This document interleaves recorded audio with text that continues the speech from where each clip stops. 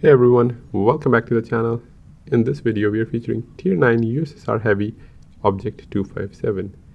This is the best game I have seen in this tank and you will know why. The replay was sent in by Tokido. If you haven't followed him, make sure to follow him as well. The link is in description. And now moving on to the battle. It's Ruinberg Assault and Tokido has decided to drive straight down the F line. He is a top tier. That means he can take the luxury.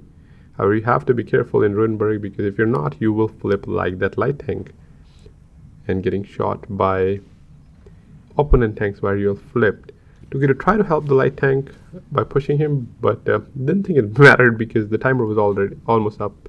He might have actually done worse when he pushed the light. And there was a little bit overconfident over there. Tokido moved forward, put a shot into him. Put actually two shots into him and at 890 damage. This map is a relatively newer map that was added to the game. It had a lot of bugs where you couldn't see the enemies behind the buildings, but most of those seem to be fixed now. This map is good when you're top tier at a tier 9, but not so much if you're not. And also, this tank performs really well when you're top tier, so it does work well against tier 8s, 7s, and you can also hold well against 9, not so much against 10s, because the tank is very trolley armor, and lower tier usually they don't aim very well, and you end up blocking a lot of shots, so you're kind of immune to RBRT, and you can see a lot of shots fired towards the right side of this tank, but only one managed to penetrate.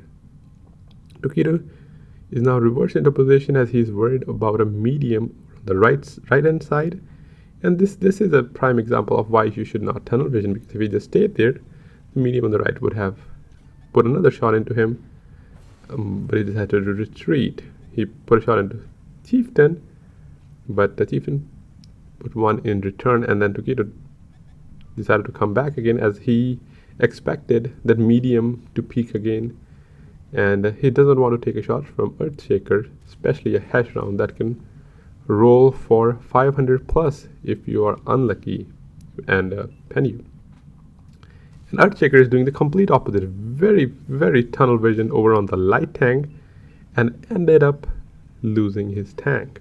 We all get tunnel vision time to time, but if you want to have good games, you need to stop focusing on one tank just because he shot you once and play with more situational awareness. Tokido is now moving to put a shot into the Chieftain. However, he loses gun depression and get penned from KPZ. Trying to reverse side scrape for the Chieftain, but Chieftain was killed by M46.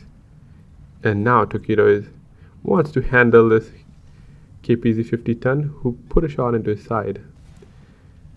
It is not a good feeling when you're fighting a tank and another tank comes or shoots you in the side, and then but in this case, Tokido has managed to take his revenge from this KPZ and tell him who the boss is. He has loaded heat and went straight to the turret. I was surprised. I thought KPZ turret is stronger than that, but it did not stand a chance against 257's heat round. He saw a Reaper seed was spotted, put a shot into him, and took him out of the game. He's now pushing forward to kill KPZ as it's side scraping and making it difficult for Tokido to pen. And here we see a little dance of 257 angling right and left because he's getting penned or focused by Gsor as well as KPZ. Takes another shot from KPZ. Gsor seems to be reloading now and allowing Tokido the opportunity to take care of this KPZ.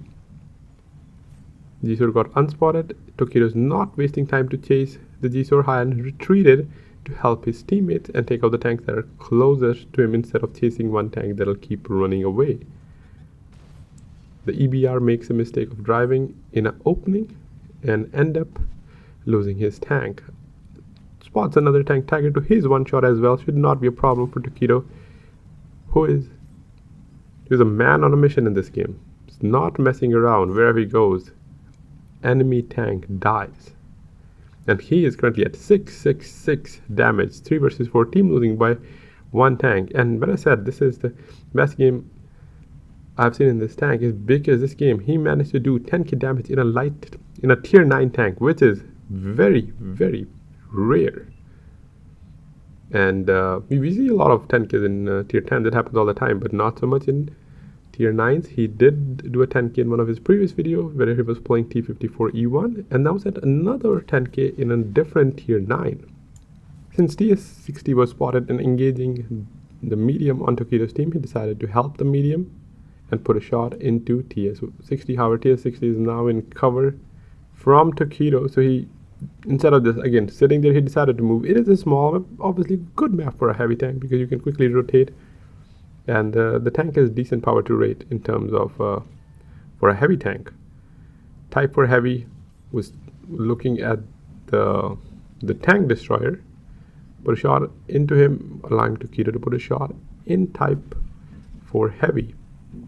It is now closing into him and predicting there might be someone over on the left side, and there is Vishaw. He ignores the Vishaw because he has heat loaded and he does not want to take a risk where he misses a shot on type and then unable to kill him just because he ran out of heat shells. However, when he was coming, type did put a shot into him, bringing him down to 400 damage. He's at 8200 damage. 1v3 situation, and Vishaw has been a menace for him as he was shooting when he was fighting KPZ, and now he's shooting him when he was fighting the Type 4. TS60 rushes the shot and misses 257, and this is what Tokido needed.